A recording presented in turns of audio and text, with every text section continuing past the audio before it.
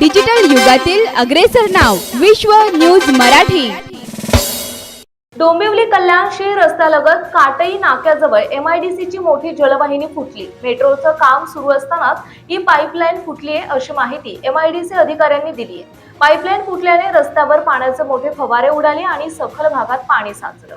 यामुळे नागरिकांना वाहतूक कोंडीच्या समस्येला सामोरं जावं लागलं। या घटनेचा व्हिडिओ व्हायरल झाला असून एमआयडीसीने दुरुस्तीचे काम हाती घेतलंय। एमआयडीसी कडून पाईपलाईनच्या दुरुस्तीचे काम हाती घेण्यात आले आहे। पाईपलाईन दुरुस्तीच्या कामासाठी वेळ लागणार असल्याने ठाणे आणि नवी मुंबईत काही काळ पाणी टंचाईची समस्या उद्भवू शकते। मिळालेल्या माहितीनुसार डोंबिवली कल्याण शहर रस्त्याजवळ असलेल्या काटई नाक्याजवळ एमआयडीसीची मोठी पाईपलाईन फुटल्याने पाण्याचे फवारे उडाले। घटनेची माहिती मिळताच एमआयडीसी अधिकाऱ्यांनी दुरुस्तीचे काम सुरू केले, परंतु शहरात पाणी टंचाई होण्याची भीती नागरिकांनी व्यक्त केली। एमआयडीसीची ही पाईपलाईन 1800 mm ची आहे। बारवी धरणातून या पाईपलाईनद्वारे ठाणे नवी मुंबई या परिसरात पाणी पुरवठा केला जातो। पाईपलाईन फुटल्याच्या अनेक घटना याआधीही घडल्यात।